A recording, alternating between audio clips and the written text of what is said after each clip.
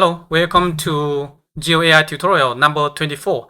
In this video, I'm going to show you how to do water detection using Sentinel-2 satellite imagery.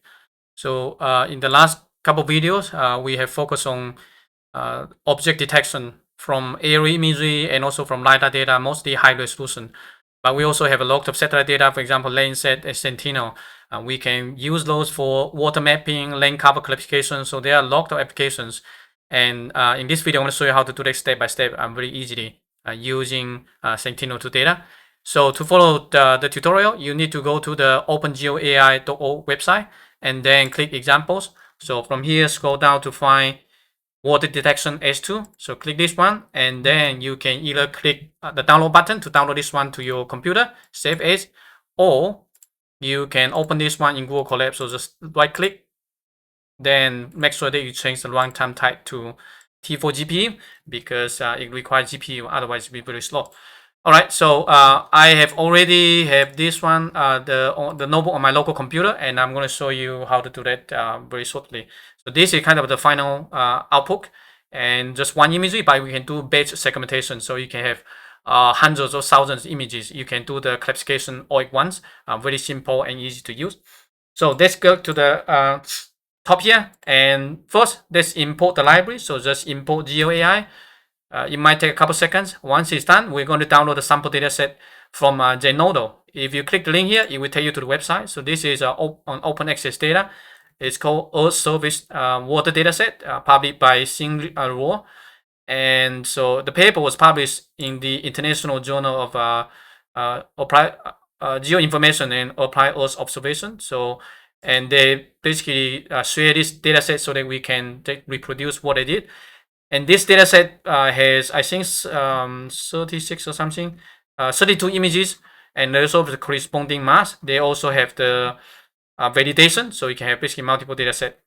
And for each imagery, they have 6 bands. So let me show you. Maybe quickly go to the paper here if you are interested in reading a paper.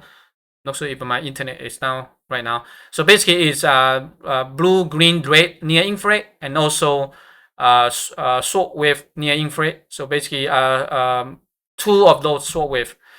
So in total of 6 spectral bands, and the first 4 spectral bands was 10-meter resolution, and then the last 2 was 20-meter resolution, and then we sampled to all 10-meter resolution.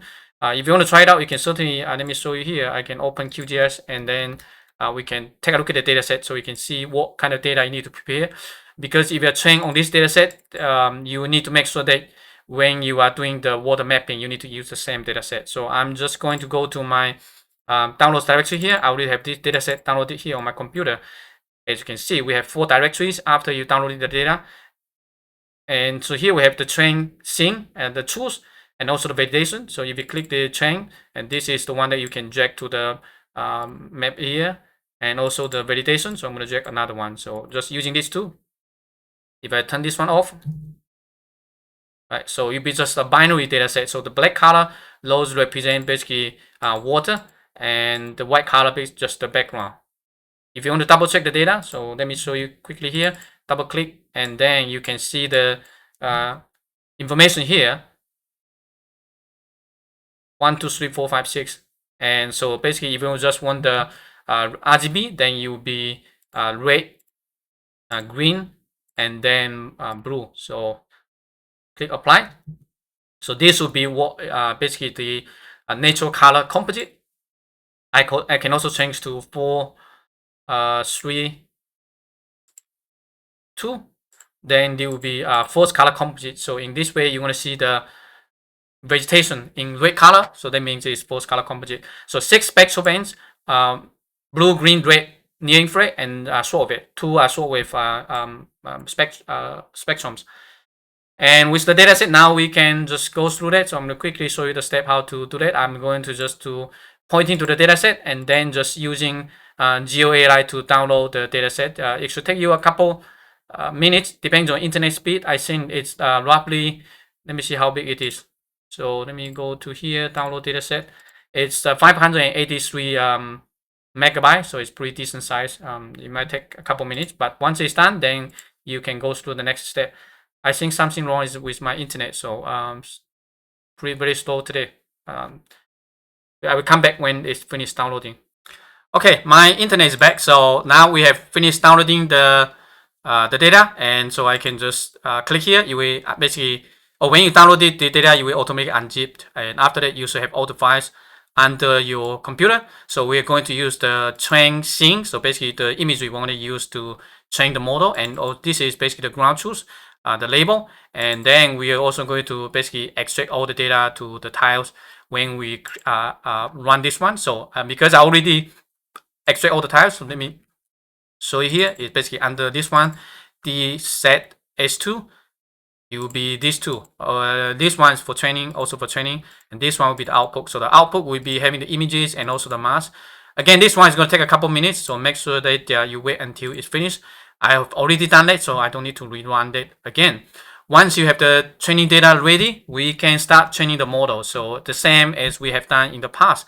You're just calling this train segmentation model. You don't have to worrying about the model architecture. If you want, you can take a look at the PyTorch segmentation. So there are lots of options available there in terms of architecture and also the image encoder. You can just use the default one if you're just getting started.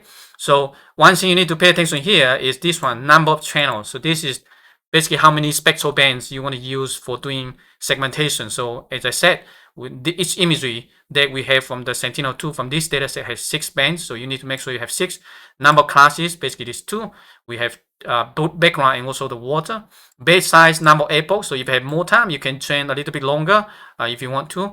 So for this one, just to show you how it works, I'm just going to maybe change the output and then change the number of epochs to just 3 epochs so you can see what it looks like. And I'm going to just run this one. It's going to start training the model using our tiles. So basically the images and also the mask. So those are the 2 input directories to the model. Then you're going to start doing the training. So we only have 3 epochs. The number, the base size is 8. That means each time is feeding 8 images into the model. Then it's going to figure out the parameters and then going to adjust the parameters to increase the accuracy.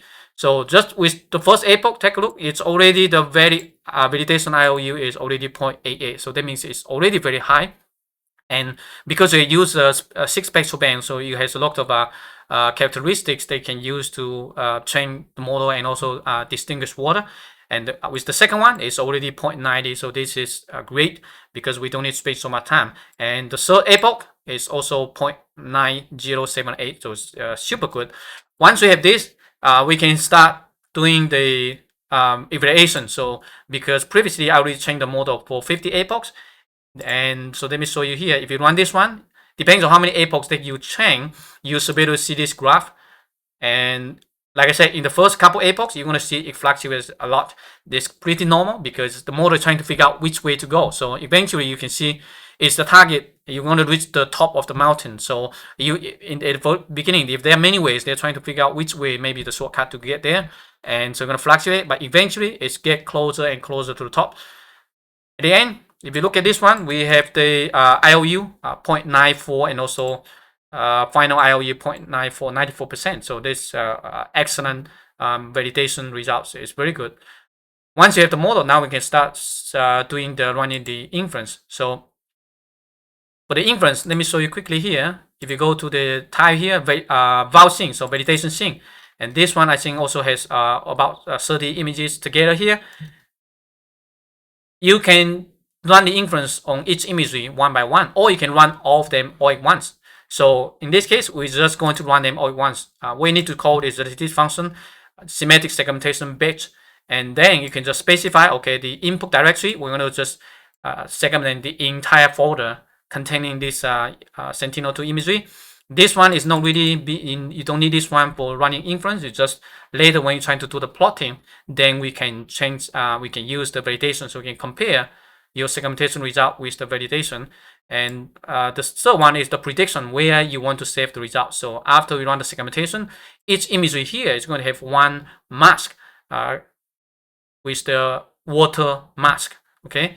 And also the model path, this is basically after you train the model, you're going to have, I think somewhere here, tiles. So the unit model, so this is the one that I trained earlier with 50 epochs. We are going to use the base model to do the run the inference, okay? So just specify this one, and then that's it. So just one line of code, you can just segment the entire directory with all the imagery, and let's run this one to see what happens. So it found a total of 31 images, and then it's going to just once do all of them. You will see some of these warnings here. This is just basically GDAL or raster IO trying to read the imagery, and if the imagery is not like perfect cloud optimized geo format, sometimes you might have some warnings, some weird stuff. It's not essential, so you can just ignore all of this. And so take a look, just within couple seconds, we have all the images. So you can see 31 images are all classified and is being put under the prediction directory under tiles. So no, not under tiles, so it's under here, prediction. Okay, so take a look. We have all of this, just a couple seconds, and it's super nice. We have all the images have been classified. So how to actually visualize the result, it's up to you. You can also visualize the result directly on a computer because it's a GeoTIFF. You can use QGIS to visualize them if you want to. But in the GeoAI package, I also have basically handy function that allows you to compare the data side by side. So let's take a look at this. So we can specify what images you want to basically visualize. So the testing imagery. So where do you get all of this? Is coming from here. So assume, okay, this is the first imagery that you want to visualize. So make sure you copy the link and then you paste in here under the vouching. So we'll be paste here. Similarly, you need to go to the val choose and then also select the first one because it's 31 images is one by one. So you need to copy this one, put in here, and then you can specify the prediction where you want to save your final result. Also the comparison perspective after to the this is the GeoTIFF, this one is just the PNG, so just the comparison. And then we can just run this one called plot prediction comparison and pointing to this particular imagery and its prediction, also the ground truth, and that's it. You can give a title, you can give some parameters here. One thing I like to point out is the indices. So for example, because this is a multispectral imagery, right? So we have 6 spectral bands. By default, it's going to just render using band 1, 2, 3, but you can specify this. So I specify 5, 4, 3. So basically this is first color composite, and you can see it looks like natural color, but it is not. And you can also see the water darker color here. Also, there's a divider because these images, the value range from 0 to 10,000. So basically, the Sentinel-2 imagery using U integer, unsigned integer 16. So the value range is from 0 to 10,000. We can just divide it, for example, by 10,000 if you want to, but it's going to be a little bit dark because the value, when we are plotting the value, it's going to assume it's from 0 to 1. So most of the value will be, for example, less than 0.05. That would make the imagery pretty dark. So if that's the case, you can increase a little bit. So basically, decrease the number, increase the floating value. So you're going to be brighter. So this is why, for example, I use 5,000. You can test it. So it depends on the imagery that you're using. For example, you're using Landsat or using other data set. Figure out the value range, and then you can divide it a value kind of smaller than the value range, then you will get a color like this. You can also change it. For example, you can change it to 4 3 2. Oops, 4 3 2. That means we're just going to use first color composite. So let me run this one again, and then you're going to see basically the red color of the vegetation, and you can see the water mass. And take a look at this. It's super nice. It's actually pretty close. If you can see, if we're able actually to be able to detect the water. So for this one, you can see the water kind of disconnected. If you look at here, the water actually disconnected. But in this portion, the water actually joined, and I don't see any major errors from this imagery. Looks all pretty close, and I'm pretty sure because we the images cover a lot of locations, so it's pretty decent. So the accuracy like 0.95 to 0.96. That means if you run inference on other data set, it's going to do pretty well. So if you're interested in applying this one to your own area, you can download your own Sentinel-2 dataset for your area of interest. And then you need to extract those 6 bands, okay? 4 RGB near infrared and also 2 shortwave infrared. So in total of 6 spectral bands. And then you can just apply this one. So after you train the model, all you need to do is basically just this one I call train segmentation batch. Then you will have all the data available to you train the model, and then you can run the inference. You can just do that for the same thing for lens set data, but I haven't found a good lens set data, basically training data. If you're aware of any of those, drop a comment in the comment section below, and I'm happy to create another tutorial that using lens set data or any other data set. All I need is good training data, because otherwise, if I have to create training data by myself, it's going to take a lot of time. Not really something that I want to focus on. But if you have any good training data set, I can just adapt your training data and then create a tutorial. Then you can easily apply to your region of interest or your own data set to do image segmentation. Okay, so that's all for this tutorial. I hope you find it useful. I will see you in the next one.